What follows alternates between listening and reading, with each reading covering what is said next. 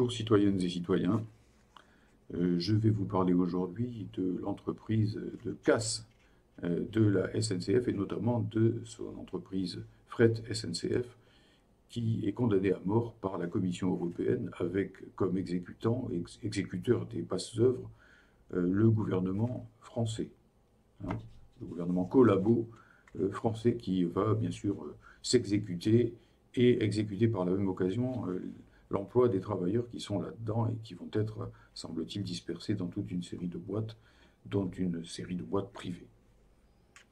C'est un cas d'école. C'est un cas d'école, une nouvelle fois, de ce que signifie en réalité la construction européenne. Là aussi, il faut mettre des guillemets à construction, hein, parce que cette construction européenne, c'est surtout la destruction de la France, du Conseil national de la résistance, la destruction de la France de la Révolution française, la destruction, disons-le en un mot, de la République souveraine et sociale. Et on le voit à différents niveaux. On le voit d'abord parce que c'est la destruction, la casse du produire en France. D'ailleurs, ce n'est pas seulement le cas à la SNCF, c'est aussi le cas à l'EDF.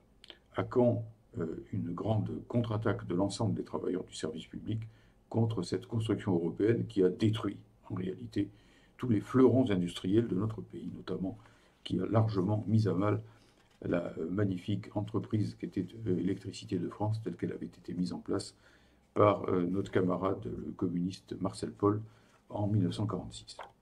C'est donc les privatisations, c'est-à-dire l'entrée du grand capital dans les services publics, avec pour but évidemment non pas d'améliorer le service public, mais de se servir et de remplir le tiroir-caisse des actionnaires privés.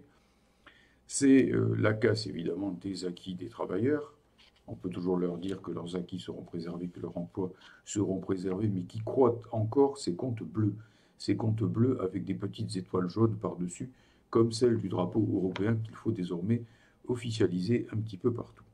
C'est aussi la casse de l'environnement, parce que depuis des années, en cassant la SNCF, et maintenant en portant le coup de grâce à Fret SNCF, eh bien, on ouvre grand, évidemment, bien sûr, la porte au camionnage universel, au tout camion. C'est quand même extraordinaire, d'autant que le tout camion, c'est effectivement quelque chose de très polluant pour l'air. On sait bien que le ferroviaire, c'est pas polluant, tandis que eh bien, ces camions qui traversent l'Europe d'un bout à l'autre sans arrêt de tous les côtés, en partant de Gibraltar et en allant jusqu'à Tallinn ou Riga, sont extrêmement polluants pour nos poumons. Voilà. Alors, effectivement, ici, il faut qu'on s'interroge à tous les niveaux sur la signification de cette construction européenne. Cerise sur le gâteau, Fret SNCF deviendrait New SNCF ou New Fret. New Fret, voilà, c'est ça. On ne remarque rien, c'est-à-dire que chaque fois qu'on casse une entreprise publique, ou qu'on la privatise, ou qu'on la libéralise, ou qu'on l'euro-libéralise, eh bien, on vire les noms français, on met à la place eh bien, du tout globish, cette langue universelle de la mondialisation capitaliste, du grand marché transatlantique, de la casse universelle des droits, mais aussi des cultures et des langues maternelles des peuples. Quand est-ce qu'on va enfin se réveiller aussi par rapport à cela? Je sais bien que quand on est attaqué dans ses droits, dans son emploi, on a tendance à penser que la question des mots ou du langage est secondaire, mais si on laisse détruire notre langue, faut-il s'étonner qu'on nous arrache la parole, qu'on nous enlève la parole? Ça marche ensemble. C'est une logique. C'est la logique de la destruction de la France indépendante, de la France souveraine, de la France sociale, qu'avait construite effectivement à partir des luttes, eh bien, les sans-culottes, les communards, les lutteurs du Front populaire, les résistants, pour lui substituer la France du grand marché transatlantique au service des monopoles non plus publics, les monopoles, c'est-à-dire les services publics en réalité, mais des monopoles privés, des trusts. Hein, voilà. Alors, bien entendu, il est extrêmement positif que face à cela, eh bien, les syndicats de la SNCF se rebellent, s'insurgent. C'est très bien. Quand le gouvernement viole les droits du peuple, revoir ici l'article 35 de la première constitution française, libellée en grande partie par Maximilien Robespierre. J'ai notamment entendu, et je l'en félicite, le secrétaire général de Sudrail, qui engueule copieusement le patron, le PDG de Fret SNCF, et qui lui reproche d'être, au fond, un zélé exécutant de la sentence européenne.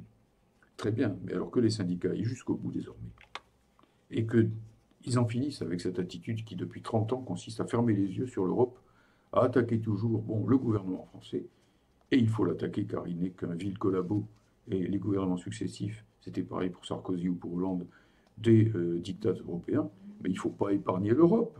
Enfin, camarades, réveillons-nous. Hein, c'est le chef d'orchestre qui est là-bas. C'est la destruction orchestrée à Bruxelles de toute la protection sociale, les retraites.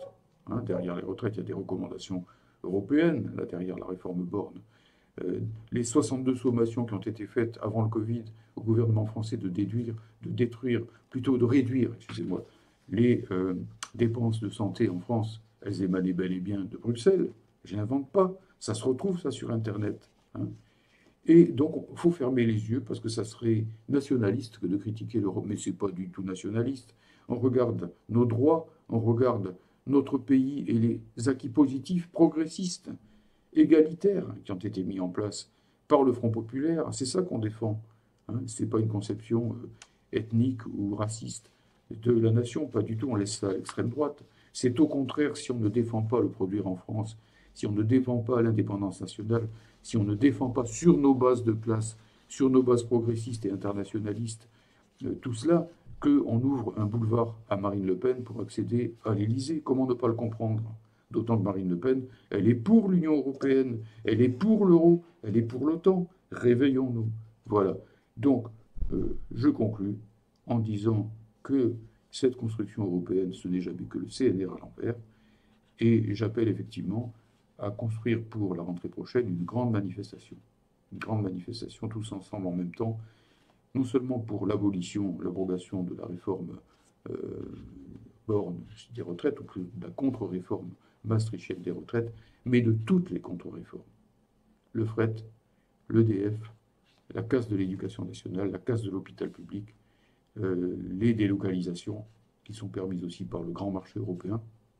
Tout cela doit être balayé pour ouvrir la voie à une autre logique, à une logique sociale, à une logique de reconstruction, de résistance, de remise en place d'une véritable France sociale et républicaine.